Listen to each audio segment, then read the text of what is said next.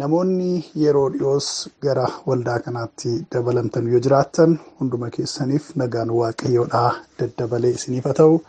Akkasumas ayyaana du'aa ka'uu, du'a injifatee ka'uu gooftaa keenya Yesuus Kiristoos sababeeffachuudhaan keessumoonni gidduutti argamtan hunduma keessaniif nagaan haa ta'u. Akkam jirtu hundumtuu nagaadhaa. Ani obboleessa keessanii fi tajaajilaa keessan Eebbaa Abarraati. Waaqayyoo jireenya nuuf laatee du'uu ilma isaa Yesuus Kiristoosiin jireenya nuu laatee du'a injifachuu isaatiin moo'icha nuu laatee fayyinaaf jireenya isa keessaa arganneen namoota guyyaa kanaa ta'uu dandeenyeerra. Kanaaf gooftaa keenyatti guddaa gammannaa. Egaa yeroo dheeraadhaaf sababa hojiitiif haala mijaa'aa ittiin isin gidduutti argamu dhabuurraa kan ka'e akka yeroo duraa yeroo garaagaraatti isin gidduutti argamaa hin jiru. Iyyaafannoo keessan karaa adda addaatiin nan dhaga'a. Gaggeessitoonni natti himu. Egaa haaluma hojiitiif dhimmoota garaagaraatiif kanaan duras yeroo akka kana darbee sunu akkuma isinitti himuuf yaalaa ture. Haalaa fi bakka itti sagalee waraabee isin tajaajiluudhaaf naaf hin milkoofne waanan jiruufi akka kanaan duraatti barumsa adda addaatiin isin gidduutti argamuu baadhullee egaa kadhannaa kootiinis yaadaanis isin duukaan jira. Darbee immoo dhimma waldaan Maranaataa Yesuus seera qabeessummaa qabaattee laayisensii qabaattee ittiin hojii wangeelaa lafarrattis ta'e onlaayiniirraan akka hojjettuu fi hojii hojjetamu keessatti garuu obboleessa keenya tajaajilaa keenyaa abdiidhaa waliin taanee hojiirra jirra. Carraa argameenii ergaawwan waldaan kun nu ergattu adda addaa hojjechaa jira jechuudha. Egaa hunduma keessanii baga gammaddan. Egaa fageenyarras jiraattan, dhiyoos jiraattan, maatii biras jiraattan, maatii irraas fagaattanii yaadannoodhaaf guyyaa itti Yesuus Kiristoos mootummaa seexanaa aangoo du'aa cabsee jiraatoo nu taasisee ga'uu keessaniif baga gammaddan baga geessan isin jechuun jaalladha. Egaa amma tokko maatii ofii gidduutti, hiriyoota gidduutti, firoota gidduutti argamanii dabarsuun filatamaa yoo ta'e illee kaayyoo waan ta'eef lafa waaqayyo nama jiraachises waan jiraataniif bakkama adda addaa teessanii ayyaana kana ayyaaneffachaa horii jirtanii wanta silaa ija namaatiin argamee namni itti gammadurraa yaada keessanii utuu hin taane hojii Yesuus Kiristoos fannoo irratti hojjeteef hojii Yesuus Kiristoos du'aa ka'uu isaatiin hojjetetti gammaduudhaan akka ayyaaneffattan asumaanis yaadachisuun barbaada jechuudha. Egaa akkam jirtu sabni gooftaa keessanitti jabaattu tajaajilatti hojii waaqaattis jajjabaattu miti. Waaqayyoo inni jabina keenya nuuf ta'e galata guddaa argatu. Egaa yeroo bal'aa barsiisa bal'aa sagalee bal'aadhaan isin gidduutti argamuudhaaf osoo hin taane nagaa isin gaafadhee dubbii waaqayyoo keessaa iddoo gabaabaa isin dubbiseedhuma bahuudhumaafidha kananii argame yeroo bal'aa isin jalaa hin fudhadhu jechuudha. Mee waaqayyoo keenya isa kabajamaa isa ulfina qabeessa isa mo'aa ta'ee walii wajjiniin galateeffachuudhaan jalqabna. Abbaa bara baraa goota du'arratti aangoo qabdu mootonni biyya lafaa kanarraa ajjeesuu ni danda'u, waraanuu ni danda'u, balleessuu ni danda'u, garuu jiraachisuu hin danda'ani. Humna du'aa jalaa bahuu hin danda'an. Namoota kan biroo yoo ajjeesanis ofii isaaniitii du'a ooluudhaaf, du'aas ka'uudhaaf hin danda'an. Jabina isaanii hundumaa wajjiniin, meeshaalee isaanii waraanaa hundumaa wajjiniin kan isaan ofirratti sodaachaa jiraatan aangoo du'aati. Ati abbaan keenya, gooti keenya, waaqayyoon keenya garuu waaqaaf lafarratti mo'aa inni taate du'aaf aangoo du'aa hundumaa gararraa jirta. Kanas immoo hojii mucaan kee Yesuus Kiristoos hojjeteen nu agarsiisteetta. Nuyi du'a gararraa akka jiraannu, du'i nurratti haboo akka hin qabne, karaa sanu jaallatee sanuuf du'ee du'aa kee Yesuus Kiristoos mootummaa du'aa gararraa akka deddeebinu nu gooteetta. maqaa gooftaa keenya fayyisaa keenya Yesuus Kiristoosiin galanni ulfinni kabajamuun si duwwaadhaaf haa ta'u. Jireenyi keenya sirraatii argame. Milkaa'inni keenya sirraatii argame.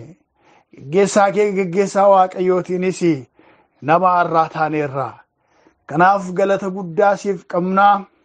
Maqaan kee maqaan abbaa keenyaa bara baraan haa kabajamu, bara baraan ol haa jedhu. Ulfaachuutu siif ta'a, galateeffamuutu siif ta'a, kabajamuutu siif ta'a. Teessoon kee galata duwwaadhaan haa guutu. Waaqayyoo hundi keenya immoo dhuunfaa keenyatti hojii gurguddaa ati nuuf hojjetteef, oolmaa gurguddaa ati nuuf oolteef galataaf maturee galataa qabna. Hojii ati jireenya keenya keessatti hojjette, dhuunfaatti mataa keenyaaf kan hojjette, maatii keenyaaf kan hojjette, gaa'ela keenyaaf kan hojjette, ijoollee keenyaaf kan hojjette, waldaa kiristiyaanaa keenyaaf kan itti hojjette gochaan kee dhuma hin qabu. Tilmaamamee lakkaa'amee bira hin ga'amu. Isa kanaaf si galateeffanna. Maqaa Yesuus Kiristoos gooftaatiin teessoon kee galataaf ulfinaan haa guutu. Waaqa keenya ergamaan du'aa qoramsi karaa diinota keenyaas nutti ramadamu hedduun akka nu hin jiraanneef, guyyaa akkasii kana akka nu hin arganneef, umuriin keenya yerootti kana akka hin geenyeef baay'ee yoo hojjetanis garuu inni jabaa taate, inni guddaa taate, inni mo'aa taate abbaan barbaraa nurra waan jirtuuf amajaajiin keenya nu hin dandeenye, diinonni keenya nu hin dandeenye, hinaaftonni keenya nu hin dandeenye, nurratti hojjechuu, nu gaaduu, nu qaqqabuus hin dandeenye. Jabaan irree kee nuuf loleera. Jabaan aangoo kee nuuf falmeera. Jiraannee as ga'uu keenyaaf galatoom ulfaadhu. Yaa Waaqa bara baraan mo'aa taate, utuu ati waan gaarii jireenya keenya keessatti raawwattu immoo nuyi siif ajajamuu dadhabuudhaan, karaa mataa keenyaarra adeemuudhaan, cubbuu keessatti kufnee gangalachuudhaan, ulfina maqaa keetiitti kan buune, yaa Waaqayyo siin kan gaddisiifne, daddarbaa keenya hundaa, cubbuu keenya hundaa, yakka keenya hundumaatti bilisa nu baasi. Araara kee araara Waaqayyo barbaannaa. Maqaa Yesuus Kiristoosiin dhiiga Yesuus dhangala'een cubbuu keenya hundumaarraati bilisa nu baafadhu. Nutti araarami, nu fayyisi, nu jijjiiri. Jireenyi keenya maqaa kee maqaa Waaqayyootiin kan haareffame, kan jijjiirame haa ta'u. Humni fayyisuu danda'u, Waaqni araaraa kallattiidhaan hunda keenya irratti habanamu. Gooftaa Yesuus si kadhanna. Arras sababa ittiin fuula kee dura jirru beekta. Waaqeffannaa keenya hundumaa irratti argamuudhaan, yaa Waaqayyo guyyaa kana immoo tokko keenyaa fi jijjiirama hafuuraa keetti guddina haaraa tokko nu guddisi. Tarkaanfii haaraa gara fuula duraatti nu deemsisi. Dubbii keessa dubbifannuuf, yaa Waaqayyo isa dhageenyuun jireenya keenya jijjiiri. Ba'aa waanjoo ittiin nurraa lafaan dhayi. Qoramsa diiyaabiloos baatuuf facaasu hundumaa maqaa gooftaa Yesuusin nurraa cabsi. Ergamaan dukkanaa, afurri seexanaa, afurri biyya lafaa, humni xibaartotaa, humni xonqaawotaa, afurri asmaatii mo'artanyootaa hundumtuu maqaa gooftaa Yesuusin tokko keenyarraa kan ciccirame haa ta'u.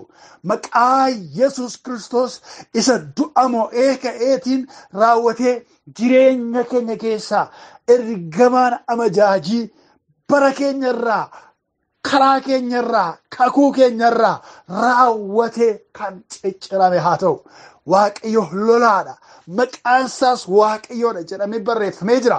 Waaqayyo ati nuuf loli, nuuf falmi, hojii keenya hojjedhu, humna kee nu wajjin ta'i. Maqaa Yesuus gooftaatiin ameen. Dubbii Waaqayyoo keessaatii ayyaana du'aa ka'uu gooftaa keenya Yesuus Kiristoosiin kan nu yaadachiisu, keessa keenyatti gochaa gooftaadhaa kan haaressu, sagalee Waaqayyoo isa yeroo hundumaa haaraa ta'e, waggaatti yeroo tokko kan dubbifamuuf kan yaadamu tutuun ta'an, yeroo hundumaa haaraa ta'e kan haaressus, jaalala Waaqayyoo nu keessatti kan haaromsu dubbifannaa. Sagalee Waaqaa keessaa iddoon irra dubbifannu Wangeela Maarqos boqonnaa 16 lakkoofsa 3-4 kan sagalee jirudha. Sagaleen kun akkas jedha. Karaatti immoo eenyutu dhagicha balbala awwaalichaatti nuuf garagalchaa waliin jechaa turani. Dhagichi baay'ee guddaa ture. Itti hiiqanii yommuu ilaalan immoo dhagichi balbala awwaalichaatti garagalfamee arganii. Ameen. Galanni Waaqayyo Gooftaadhaaf haa ta'u. Dhagichi yookaan danqichi garagalfameera mata duree jedhuun yaaduma xiqqoo ishee dubbadha. Barumsa yookiis lallaba bal'aadhaaf utuu hin taane garuu yaada keenya akka nuuf sassaabuu fi akka mata dureettan isinii kenna. Danqichi garagalfameera yookaan kaafameera mata duree jedhuun walii wajjiniin sagalee amma dubbise irratti xiqqoo dubbanna. Egaa yeroo ayyaana du'ee du'aa ka'uu Gooftaa keenya Yesuus Kiristoosiin yaadannu wanti nu yeroo hundumaadhaa yaadannu waa'ee jaalala Waaqayyooti. Waa'ee mararte Waaqayyooti. Jaalalli Waaqayyoo ilmaan namootaatiif qabu hagam guddaa akka ta'e jireenya keenya keessatti yeroo hundumaa nu yaadachiisa. Sababni isaa kaayyoon biyya lafaa kanaa dhufuu Maariyaam durbaarraa dhalachuu nama ta'ee foon uffatee biyya lafaarra deebi'uu Gooftaa Yesuus. Kaayyoon fannoo irratti ol ba'uu Gooftaa Yesuus. Fannoo irratti du'uusaa kaayyoon awwaalamuusaa gaafa guyyaa sadaffaa waggaa 2023 kana guyyaa arraa kana kaayyoon du'aa ka'uusaatii waa'ee jaalala Waaqayyo ilmaan namootaatiif qabu irratti kan hundaa'e. Sababii namoonni cubbuutti kufaniif, sababii namoonni yaada Waaqayyo keessaa ba'anii fi dhalli namaa cubbuu hojjete kanaaf gatii isaa waan fudhatee fi bagadhaa duumatu isaan irra jira jedhee Waaqayyo harka dhadhaatee biraan deebine. Sababii dhala namaa jaallatuuf bifaaf fakkaattii isaatti waan uummateef akka bineensota horii qeestee bineensa bosonaatti waan isa uumneef ofii isaatti safaree ofii isaatti tilmaamee waan nama hojjete hafuura jiraataa isa kan isaatii dhala namaa keessa waan kaa'eef namni hammam yoo cubbuudhaan manca'ellee jaalalli Waaqayyoo biraan hafne. Dubbiin jaalala Waaqayyoo kuni hamma tokkicha ilma isaa dabarsee kennuufitti kan isa geessiseedha. Kanaaf Yesuus Kiristoos du'ee du'aa ka'e gaafa jennu seermoonii wayii raawwachuudhaaf miti. Seerrata wayii tokko duwwaa agarsiisuudhaaf miti. Dubbichi dubbii jaalala Waaqayyoodha addunyaatti dhala namaatti agarsiisuuti. Kanaaf waa'ee du'ee du'aa ka'uu ayyaana dhaloota du'aa ka'uu gaafa dubbannu waa'ee fannoo gaafa dubbannu waa'ee du'aa ka'uus gaafa dubbannu waa'ee jaalala Waaqayyoo giddu galeessa kan godhate jechuudha. Waaqayyoo jaalala yeroo jennu jaalalli Waaqayyoo kun jaalala isa sababa irratti hin hundoofne wanta ta'een kan hin herregamne jaalala isa jiraataa jaalala isa itti fufaa jaalala isa lubbuu qabu akka ta'ee nutti agarsiisa jechuudha. Namni sababii inni qarshii 1,000 nuu kenneef jaallanna yoo ta'e maaliif jaallatta abaluu yoo jettanii gaafattan namni sun maal jedha? Qarshii 1,000 naa kennee jedha. Abalummaaf akkas mararsiifattottanii $5,000 naa kennee jireenya koo ittiin akkan seetel godhuuf hundeeffadhuuf na gargaarteedha. Maalirratti kan hundaa'e jechuudha jaalli sun sababa wayii gochaa wayii irratti kan hundaa'edha. Jaalalli Waaqayyoo garuu akkas miti. Unconditional, supernatural, agape isa jennudha jechuudha jaalalli Waaqayyoodha. Innis maal jechuudha? Sababii tokko irratti iyyuu tun hundaa'in akkasumatti sababa malee isa jaallatan jechuudha.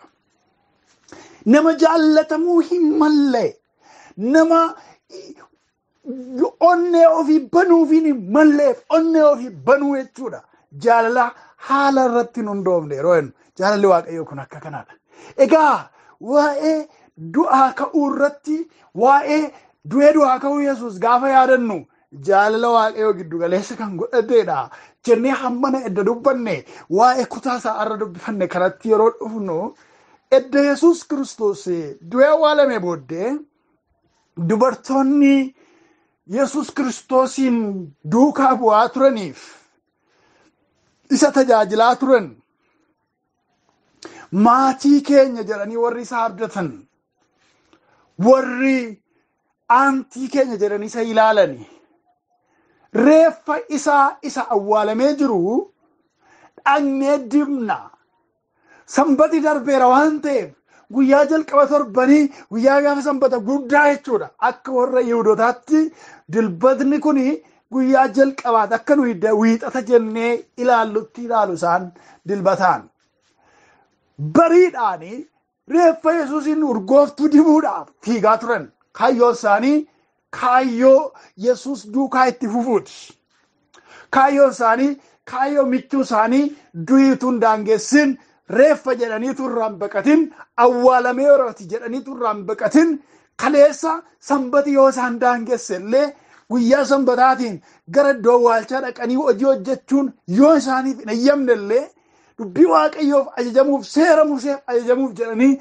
yoo Yesuusin hin argin oolan illee arra garuu Yesuusin qaama isaa arguudhaaf wal waamanii urgooftuu baatanii gara iddoo awwaala Yesuus tureetti kaatu turan. Garuu kaleessa sanbati isaan daangessee sanbataan Yesuus wajjin wal arguu yoo dadhaban illee arra sanbata edda darbee deemaa jiru. Fuuldura isaaniitti garuu wanti akka sanbataatti isaan yaaddessu tokko jira. Isaan obboleettotadha, dubartootadha. Dhagaan manni Yesuus yookiis iddoon awwaalaa Yesuus keessa qaamni isaa kaa'ame immoo balbala isaarraa dhagaa guddaatu kaa'ameera. Dhagaan guddaan kaa'ame suni humna obboleettota kanaatiin kan galagalfamu hin turre. Dhagaa ulfaataadha. Dhagaa yaaddessaadha. Dhagaa humna isaaniif kaayyoo isaanii gidduu dhaabbatee jirudha. Kaayyoo isaanii qaama Yesuusin dibuudha.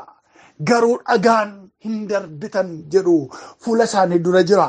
Karaa irratti achi hin ga'iniin of fuulduratti ganaa waa'ee dhagichaa yaadda'u.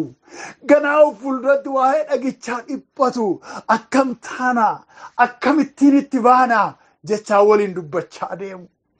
Battala gaafaa gara iddoo awwaalichaa ga'an garuu waan tokkotu ta'ee jira. Innis maalidha? Innis yaaddessaa ture. Dhagaan afaan balbalaa awwaalicharra kaa'ame galagalfamee isaan eegeera. Galanni waaqayyoof haa ta'u. Humni du'aa ka'uu Yesuus Kiristoos boleettii koo, boleessa koo, yaa nama dubbii waaqayyoo kana karaa adda addaatiin dhageessu humni du'aa ka'uu Yesuus Kiristoos isa of fuulduratti yaaddooftee akkamittiin darba, akkamittiin ce'a, kaayyoo gaariillee baafadheera garuu anaaf kaayyoo koo gidduu dhagaa guddaa diriireera akkamittan darbaa jettee isa of fuulduratti yaaddaa deemtu sirraa galagalchee itti baata. Humni isaa galagalcha, humni isaa danqaa galagalcha, aangoon isaa isa danqaa ta'e galagalcha. Inni danqaan sun galagalfameera itti adeemi. Dubbii waaqayyoodhaa isa kana nuun jedha ijoollee waaqayyo. Maal gaba barumsaatiin karoora wayii baafattee itti deemaa jirta garuu dhagaan wayii jigee jirata. Dhagaan kun dhagaa dinagdee ta'uu danda'a. Dhagaa taalentii keetii ta'uu danda'a. Gama gaa'ilaatiin karoora baafattee adeemaa jirta garuu immoo dhagaa fuulduratti yaaddooftu tokko qabaachuu dandeessa. Yookiin immoo gama daldalaatiin biizinesii eegaluuf jettee dhagaa wayii tokko fuulduratti yaaddaa jiraachuu dandeessa ta'a. Yookiin immoo hojii wayii eegaluuf jettee hojii kan biraa innis dhagaa wayiiti kun akkamittan darba. Waajjira koo keessa dhagaa akkasii jigee jira.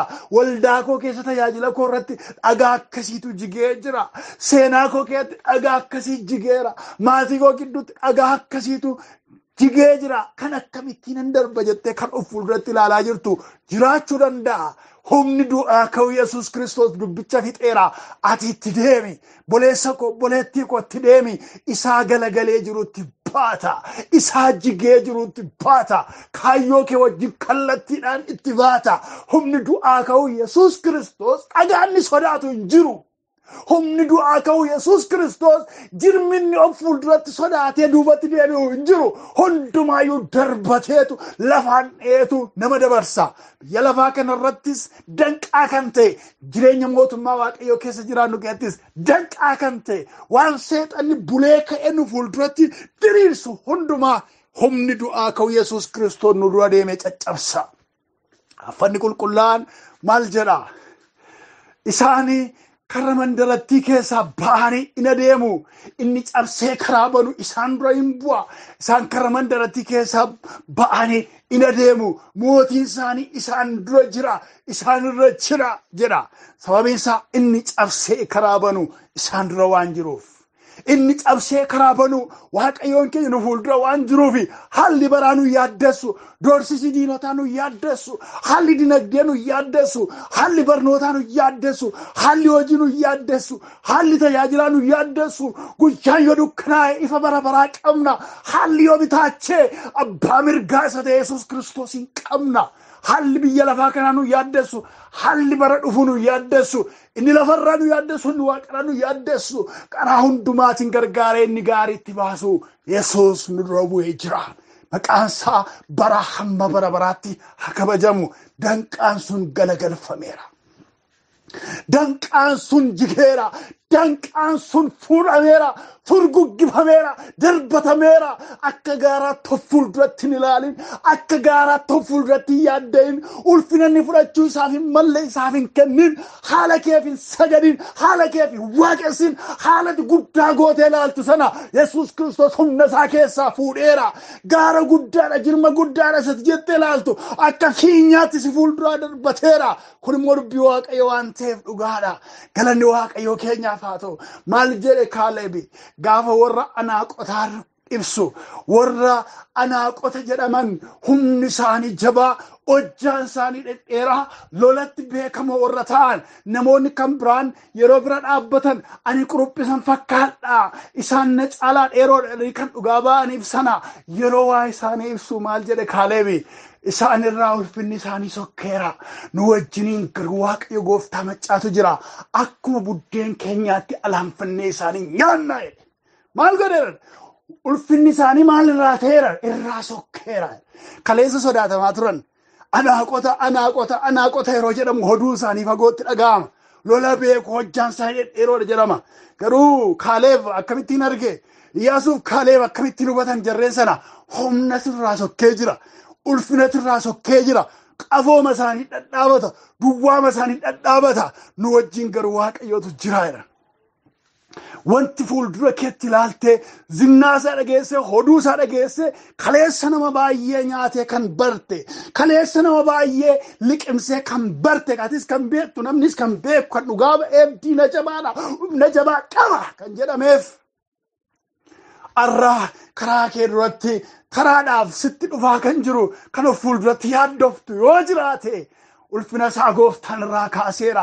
Dhagicha sirraa galagalcheera. Danqicha sirraa galagalcheera. Ati akka nama amantiitti deemsa nama amantii adeemaa itti dhaqe dubbii dhumetti baata.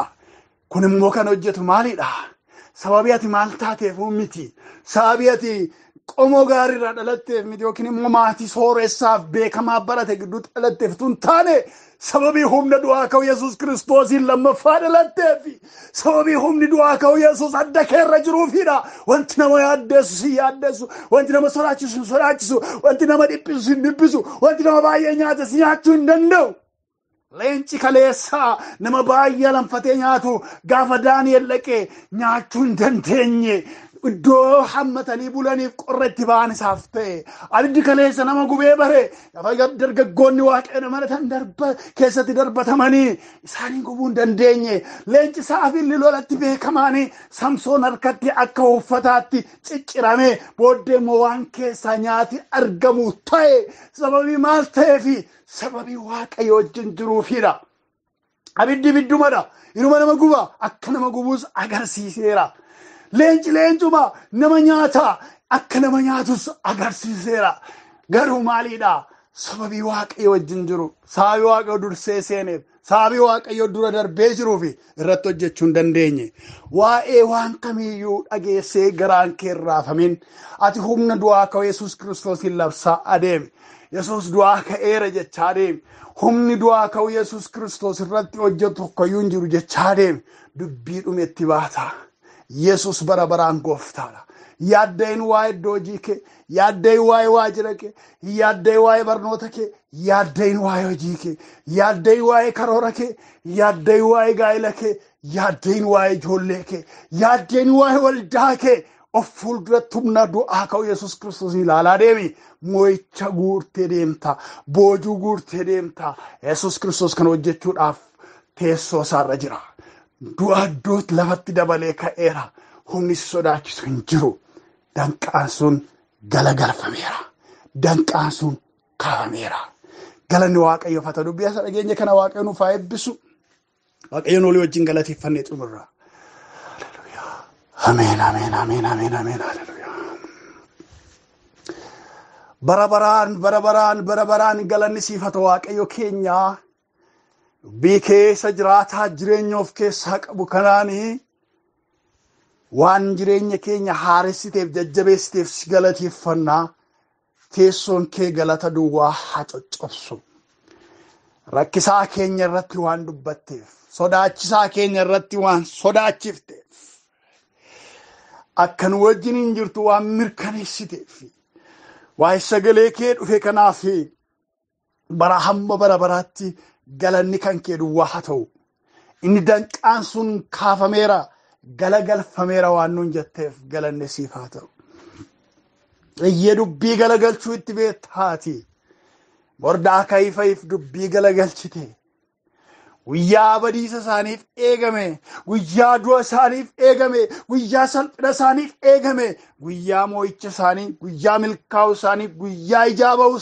isaaniif taasifte dubbii galagalchuu itti beektaa dhagaa galagalchitaa dubbii galagalchitaa haala galagalchitaa hadheessitu galagalchitaa wanti sitti ulfaatu hin jiru maqaan kee maqaan waaqayyoo keenyaa waa'ee dubbii kee dubbii jiraataa kanaaf haa kabajamu bara baraan teessoon kee galata duwwaadhaan nuuf haa guutu waaqa keenyaa waa'ee humna du'aa ka'uu kana nutti uffachiifteef si haa galatu nuni warri lammaffaa dhalanne humna kanaa citiin keenya sababiinsaa biyya lafaa kanarraati wanti nu yaaddeessu hin jiru wanti nu pherpher akka nu jennus nu godhu hin jiru ati inni sodaachistu nu wajjin jirta du'a garasitti nu wajjin jirta biyya lafaa irratti nu wajjin jirta haala hundumaa keessatti nu wajjin hin jirta abbaa bara baraa teessoon kee olol haa jedhu galanni kee haa baay'atu waaqeffannaan siif haa baay'atu warri siif faarfatan haa baay'atani warri si jajan haa baay'atani xinnaattis guddaattis waan hundumaatti warri galata kee coccobsaa adeeman galata kee siif ol aarsaa adeeman siif haa baay'atani iyyee siif mala galateeffamuun siif mala waaqeffamuun bara baraan ulfaadhuun gaayyaa waaqayyo akkas jedhamee caafamee jira akkuma bokkaan roobee samii keessaa gadi roobee isa qotuu fi bishaan lafa jiisee midhaan biqilchee ija godhachiisu malee akkasumatti hin deebi'as yoo hin deebine akkasuma dubbiin afaan kootii keessaa ba'u yaada ba'eef kaayyoo isaa utuu hin raawwatin akkasumattiin gara kootti hin deebi'u inni jette dubbii amma afaan kee keessaa nuuf ba'e kanaan kaayyoo kee nuuf raawwadhu danqaa hundumaa ittiin nurraa kaasi fuuldura keenya ilaallee haalota keenya lakkoofnee humna keenya tilmaamnee jabinaaf doorsa diina keenyaa yaadannee warri akkamittan darba karaanoo cufaadha karaanoo danqaadha achi ga'een dhaabadha hammuma achiittan deema malee isa booddee karaa hin qabu hamma achi ga'uttan fiiga malee achi ga'een maa dhaabachuun koo hin hafu warri jechaa jirru maqaa gooftaa Yesuusiin humna dubbii waaqayyo dhufe kanaan karaan nuuf habanamu maqaa gooftaa Yesuus Kiristoosiin sagalee waaqayyo isa gadi roobe kanaan karaan nuuf hasaaqamu cabsinee darbuu barbaanna cabsinee darbuu barbaanna. Milkaa'inatti boo barbaanna. Fiixaan ba'umsa argachuu barbaanna. Kakuu keenya dhaaluu barbaanna. Nuuf kakuu keenyaaf kaayyoo keenya gidduu kan dhaabbatan haalota garaagaraa sababeeffachuudhaan sababa garaagaraatiin dhaadachuudhaan karaa koorra karaa obboleessa koorra karaa obboleettii koorra warri dhaabbatan maqaa gooftaa Yesuusiin daaraa haa taane akkaataa argamuu hin dandeenyetti haa rukutamani haa bittinnaani Waaqayyo nuuf falmi nuuf loli nurraa galagalchi. Maqaa keetii jabinni keenya. Maqaa keetii humni keenya. Irree keetii irreen keenya. Irree keetii jabinni keenya. Milkaa'inni keenya fiixaan ba'umsi keenya sidha. Maqaa Yesuus Kiristoos du'a mo'ee keetiin nurra darbi gooftaa. Gaarummaa nu lakkoofsisi. Fiixaan ba'umsaa nu deemsisi. Hojii keenya hundumaa hojjedhu. Kaayyoo nu dhuunfaatti qabnu irratti darbi. Kaayyoo nu akka maatiitti qabnu irratti darbi. Kaayyoo nu akka waldaatti qabnu irratti darbi. Waan gaarii milkaa'inatti nu baasi. Barri keenya hin hafe yerootti galateeffannu, yerootti gammannu, yerootti ililchinu, yerootti uffee jennu, yerootti haara galfannu duwwaa nuuf haa ta'u. Amajaajiin keenya immoo isa du'ee du'a mo'ee kee maangoo Yesuus Kiristoosiin akka hin jirretti haa dhahamu. Ati jabaadhaa loluutti beektaa qabsoon kee qabsoon milkaa'ina mo'ichaan goolabamuudha. Kana hunda waan gooteef bara baraan ulfaadhu. Umurii keenya sitti laanneerraa ifatti moo'ee nu geggeessi. Gaafa hundumaa addanuuf kenni jabina kee jabina Waaqayyootiin ofii kee keessa nu dhoksuudhaan nu jiraachisi. Jalloonni nu arguun nu argachuus hin danda'ini. Ati Waaqayyoo gara keenya gorii nuuf lole. Kana waan gooteef ulfaadhu. Saba kee tajaajiltoota kee warra mana kee keessa dhaabbatanii siif hojjetan warra dhaloota dura dhaabbatanii hojii kee hojjechaa oolan kana ati Waaqayyo hunduma isaanii eebbisi. Ayyaana dabaliif, mul'ata dabaliif, dibata dabaliif, ergaa dabaliif yaa Waaqayyo gara deeman hundumaa keessatti wajjiniin ta'i. Dukkana limixii keessa illee yoo deemanii ifa guyyaa isaaniif godhi. Bakka diinonni itti baay'atanii jiran illee yoo jiraatanii eegumsa addaa godhii fi ulfina kee irraan fuudhin, simboo kee irraan fuudhin, eegumsa kee irraan fuudhin, ayyaana kee irraan fuudhin, qullaan dhaabin, diinni akka ijaatti baatuun godhin ofii kee ijoollee kee of keessa dhooffadhu jiraachisi. Kana waan gooteef ulfaadhu. Laa gooftaa humna du'aa ka'uu kanaan namoonni hedduun mootummaa keetiif haa booji'amanii dukkana keessaa gara ifa bara baraatti haa dhufanii wangeelli kee biyya lafaa guutummaa irratti haa lallabamu. Warri wangeela kee labsan haa baay'atanii ergaan kee isaaniif haa dabalamu milkaa'inni isaaniif haa ta'u. Kana hundaa waan gooteef ulfaadhu. Maqaa gooftaa keenya Fayyisaa keenya Yesuus Kiristoosiin ameen. Waaqayyo bara keessan haa eebbisu. Dubbii Waaqayyoo kana warra dhaggeeffattan namoota kan biroofis qooduu dandeessu. Ammallee ayyaanni isaa isin irratti hafu yeroo gaarii qabaadhaa. Akkuma gooftaan ayyaana naa baay'iseef balbala naa baneen immoo yeroo adda